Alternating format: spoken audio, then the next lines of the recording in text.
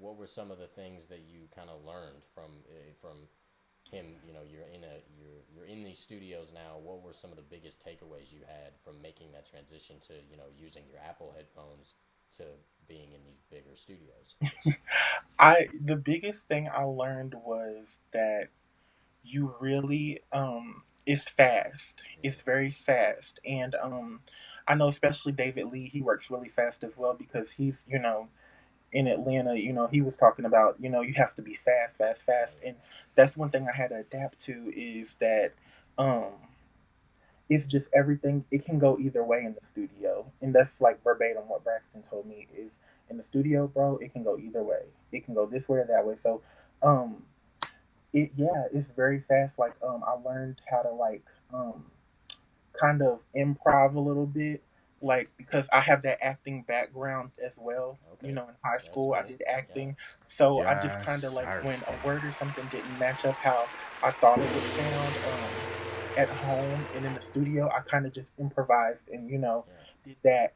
And that's when I really got into like the, I want to say, the science of it, like BPMs, like beats per minute. Like that's why my my writing was off because I was just sticking it in GarageBand and breaking the beat down and writing to it instead of like having the same BPM that they were having in the studio. So that was kind of why I was off. I had to learn a lot of that. So it's been a Yeah. huge, huge learning process. Definitely. That's really cool what you said about, you know, having that acting background and your kind of the improvising taking place in the Yeah. studio. You're pulling from that Oh yeah. background, that talent. That's really cool. Yeah. So when you say improvising, you talking about like kind of freestyling or like, yeah, like just coming up with I like. yeah, I had to freestyle. I would freestyle or I would just kind of have him punch me in like, fill myself in, the blanks. Hmm. Um like, if there was an open part, I'd be like, let me fill myself and I'll just do this thing where David will just let me, hear myself on the record, like start me like maybe 20 seconds before and then I'll just keep singing something until it clicks, but it'll make sense though Right. because shout out to David Lee again. These people I keep them in close contact, so I'm always in talks with them. But he actually I had bought equipment like a while back, and I just never used it. I just kept going to the studio because I felt like because I was listening to different people, I felt like that my equipment wasn't good enough for me to make music in my room. But David Lee was like, "Oh no, you can use that. You can use that." And I'll let you hear a snippet of a song that I did with that equipment. Yeah. And so it's I've been doing it because you can't really be in contact with too many people with this coronavirus going around. So Yes. Cool.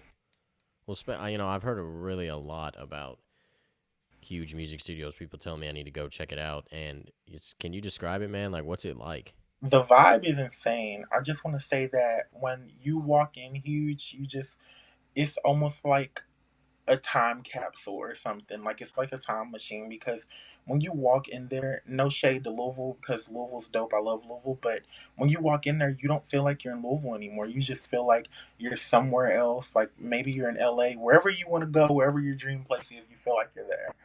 And everyone's just so friendly there. The staff. Shout out to DJ Seizure. He's really really dope. I just felt at home when I was there. It was a really nice vibe, especially the race room is dope with the ceiling and. Yeah, I've heard about the Wraith Room. How many rooms do they have? Well, at the time I went, they were still kind of like constructing everything. So if I'm correct, I don't want to give out wrong information, but I think they had in total like 3 or 4 studio booths, I believe. Mm.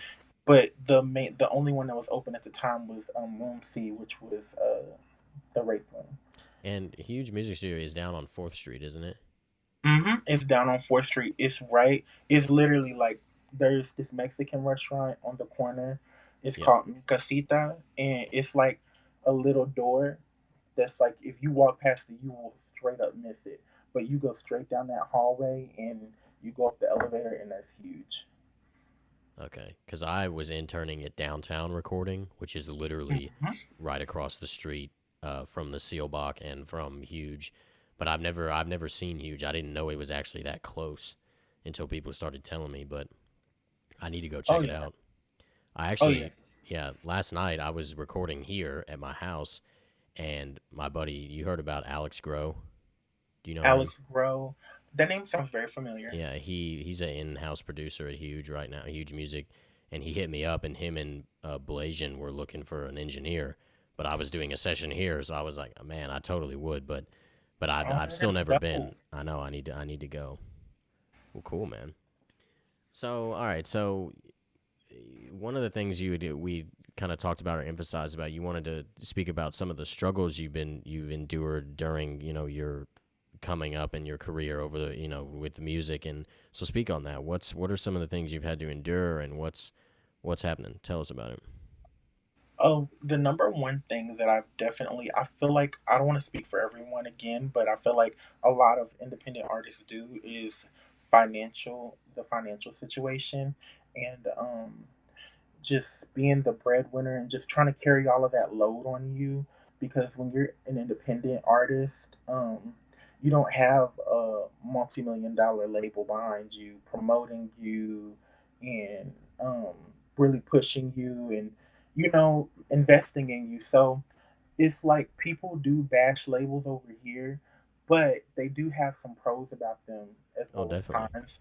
And definitely. the same thing with being an independent artist. It's like you have full creative control, but you have to do the footwork. It's really about you because you're independent. So that has been a main struggle. It's just been trying to get in the studio, make ends meet while being while trying to be a regular normal person, and Yeah, it feels like you live a double life sometimes. right. I tell people a lot because I'm coming in from work writing, or I'm coming in from work, oh well, maybe I need to get this ready for this, or am I going to have a photo shoot, different things like that. So another struggle would definitely be trying to master my sound.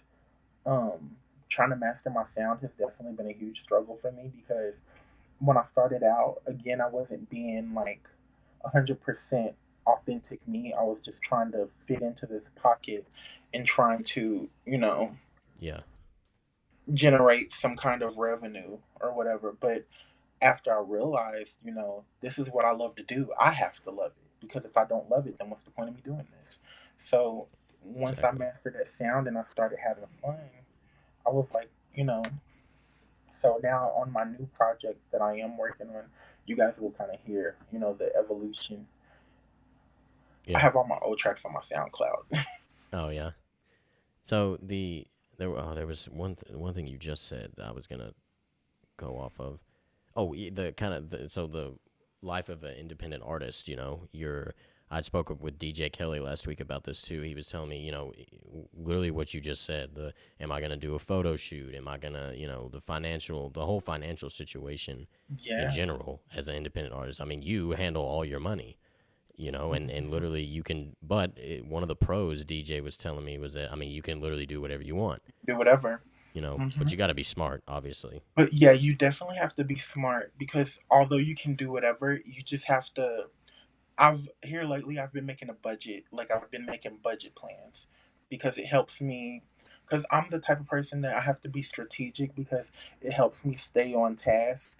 Where if I just, I'm making because people are like, oh, don't set deadlines because, blah blah blah. But if I don't set deadlines, then I won't be on track. Like I'll just be making music and making different songs and won't even know what they equate to. Right. So I definitely do think that being independent teaches you to be more humble. It teaches you to respect everyone else's workflow as well as your own. And it really Yes, does humble sir. you because that's when you learn, okay, like a mainstream artist might have this huge ego about themselves and might come in and be really rude or disrespectful to the crew, like the engineer and the interns or whatever. But when you're independent, you pay for all of that. And you learn that those people need to have their money just like you need your money, Right. And Yeah. that's been a huge, huge thing with me. Like, at my day job, like, if I'm on mandatory overtime or they tell me to come in and I done booked the studio session, well, if I don't go into work, I'm gonna miss money. Yeah, If I don't go to the studio session, I'm gonna lose money and I'm gonna lose my art, you know, it's a good way of because putting it. yeah. Losing your art. That's never heard that before. That's really dope. But you're right. I mean, it's like there's so many balances, especially with money limitations, financial situations, and being independent.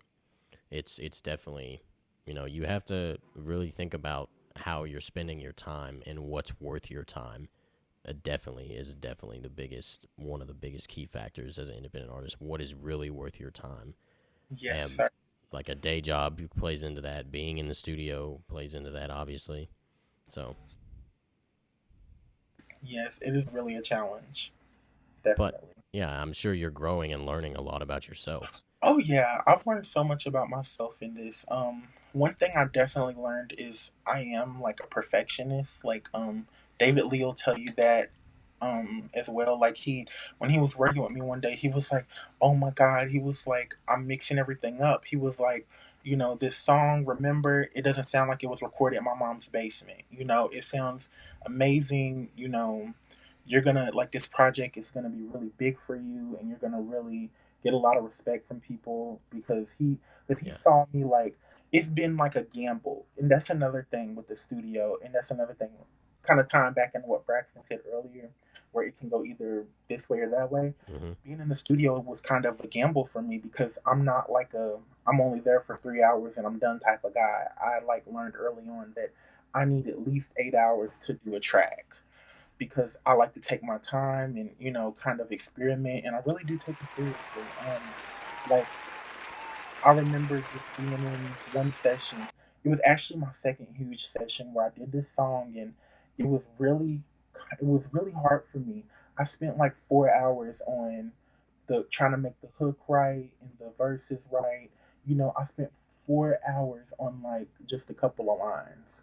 You hmm. know, so it's kind of like, it's up to you whether you want to make that sacrifice to make your music, come out Yeah, good. that's important. You're gonna have those. Now, there's one thing to be like.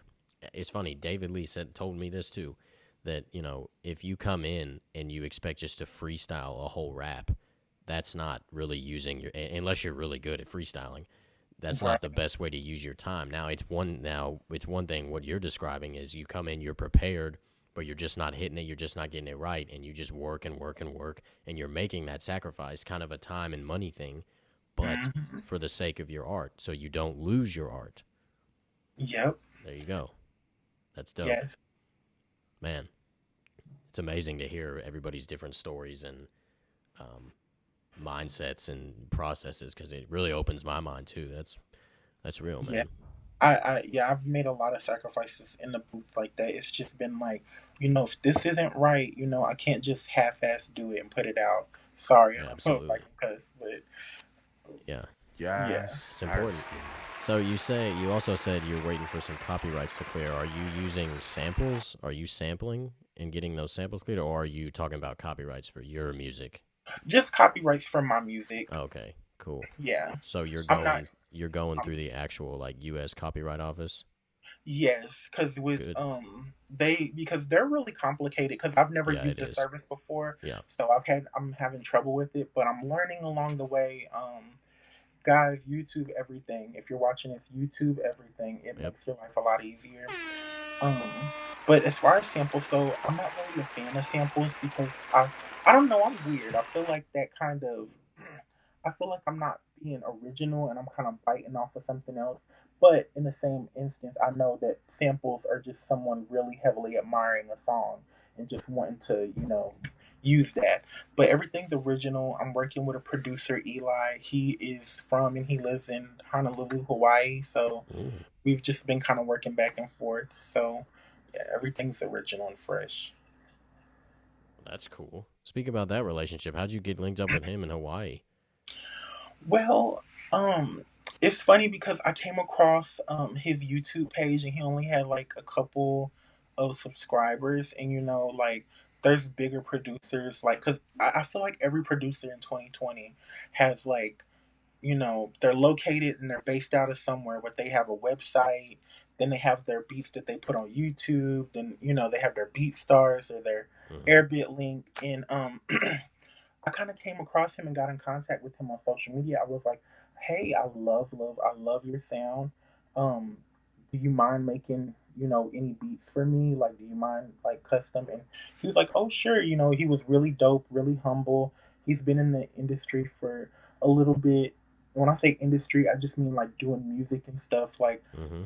he is so talented. Like, he hand plays all his instruments, and he has like a room where he has drums and stuff, and so everything will be kind of like organic in a way.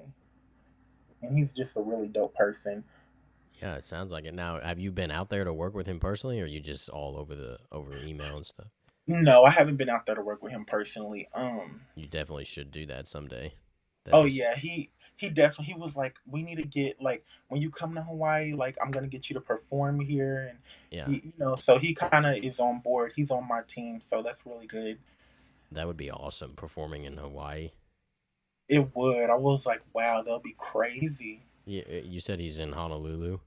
Yep, he's in Honolulu. Whew, man, that's No.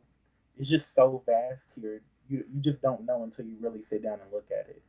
yeah, for sure. It's like once you have got all these stresses and these things kind of weighing you down with financial things and just being an independent artist in general. But it's like after a while, you've been putting time into your craft, you just take a step back and you're like, well, what have I really learned?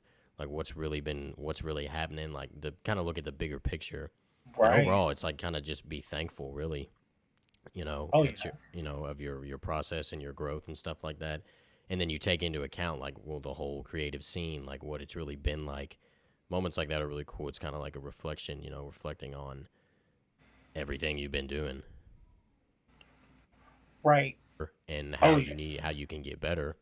And so moments like that, it's kind of like I was in a I went to college at Middle Tennessee State University, and I was in a advanced engineering class. I studied audio production, so it was like a recording studio class. Awesome class. We got a lot of studio time, but one of the Wow. assignments we had to do a mix, and then we all sat down in class. There was probably like 15 of us, and we listened to the same song 15 times and listened to like all of our different mixes of it. And most people got like it was we rated from like I think it was from like from what I this was like 2019 in like March, and I rated or we rated from like 1 to 5, and most people would give out like between like 1 to 3s, and like after we would listen, we would get, and that kind of determined our grade, and everybody would say their scores. And most people were scoring mine, and I thought I was like good at mixing at the time. I was doing a lot of rap, and this wasn't a rap song that we were mixing, but like the majority of everybody, for most people, it got like 2s or 3s. And like same for me, like when I everybody scored mine, I knew it was mine. I was just like, dang man, like you know and that's why I'm in the class, to learn. But I was just like, dang, is this really what I want to do? Like people aren't understanding what I was going for. Like I have no, but then I was talking to my friends about it, and they were like, well, obviously you're like aware of that, but also what I just said, yeah, I was still learning. I still am learning.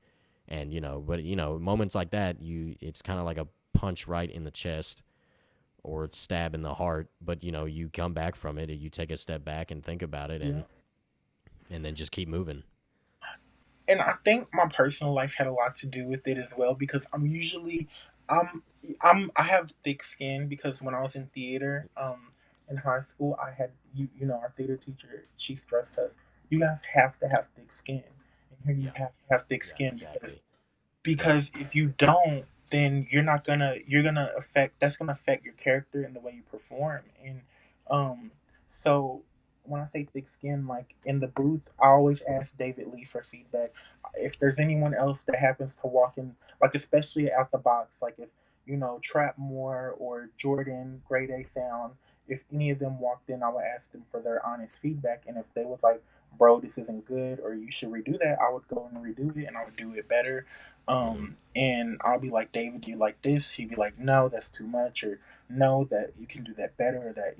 So I am open to constructive criticism, but I think when it was just like a large quantity of it. Because some of the stuff they were saying was true, but I think it was just me seeing like my song that I really did like having that trash can where there was like rated. It was like trash.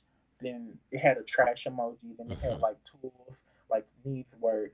Then it was like good with a thumbs up. Then it was like um fire. Like Hmm. I loved it. And just seeing so many trash cans, it's stupid now looking back, but seeing so many trash cans outweighed the fires and the good. I So glad to be on here and be a part of this. a- This is really amazing. absolutely. Well, I appreciate you reaching out to me, man, and trying to get on here because you're opening Definitely. my. We were talking about earlier, just kind of opening my mind. You talking about um, you being in the studio and the whole confidence thing and taking a step back and realizing you just got to keep moving forward. All those things and not losing your art and your Yes. financial. That was big for me. I never really heard it like that. The sacrifices Yeah. you have to make in order to not lose your art. That's big. Yeah, and if you've done that a lot of times and you're in attendance trouble, you have to decide, am I gonna lose my job or find another one over this? Like, and I'm used to this flow of money, or am I gonna go over here? So Yeah, it's a lie, and people don't realize it's a lie. And it is a lot. one more thing, I just think Yeah, that go my ahead. confidence kind of stemmed from it kind of stemmed from me like being in school and just kind of hearing like all the negative things that people were saying about local artists, like Yeah, like, oh, he's a SoundCloud rapper, and you know I would just be like, what? And then I would kind of laugh at some of the things they would say, but then when I kind of like took a step back and I was like, like that is kind of lame. And then when I wanted to get on the music scene, I was just like, it's not even like that. It's not even like what they were saying. And that's kind of why I was hesitant, because I was like, am I going to be like one of these SoundCloud rappers that everybody was talking about? Or, nah, you nah. know? Yeah, So it's a different, I'm definitely glad. I'm glad that I really took um, the initiative to do it, because it's just yes, a sir. really great scene filled with Yes, so many sir. great and talented people. And I just wish that people from like there are a lot of people that do support local talent, but I just wish that everyone like was kind of more open minded about it. Yeah, it definitely. That's another thing with the Louisville creative scene and the entertainment business, or more from the music business perspective. People just a lot of people here nickel and diming each other, man, and just like I like know. not. I wouldn't even say people trying to hold each other back, but like it's just there's not a there's a me and also Russ Guapo talked about this. There's more. He said there's more. There's definitely more hate here than there is love, and I could totally see that. I could understand that. Hmm. Um, but again, that's one of the things that I'm trying to shed light on people and bring y'all together and get your connections and and same thing with like people like John Woo with those panels. Like he even said he was like, you got to stop nickel. We have to stop nickel and diming each other, and there's got to be Yeah, more. because none of us are rich, and Yeah, I mean we all do deserve to have our money. Like I yeah, said, it teaches you to be respectful and appreciate a lot of things. Like what was I gonna add to that? I was gonna say that, oh, being an R&B artist, it is a lot. Like you can ask. I mean, ATM has talked about it. Like speaking just from solely for myself and him, from what he said, it's just been harder as R&B artists to come, like not really come up, but to like yeah, gain any like type of momentum as much as like your rappers and stuff, because everyone loves like that. A lot of people are like, oh, I don't want to listen to that sad. And right. it's been kind of more difficult here, because I noticed that a lot of the rappers do get a lot of the attention, and that's I'm not saying that they don't deserve that at all. They deserve everything that they've put all their hard work into. And yeah, just yeah, connecting to what you said, it teaches you to be humble, because like seeing how David works, like my Pro Tools on my computer, I don't have any type of plugins or anything, so I just record like dry vocals, and I'll just send the project to David Lee, and he'll add everything to it. Yeah. So it taught me to like respect, like, okay, like he needs his money.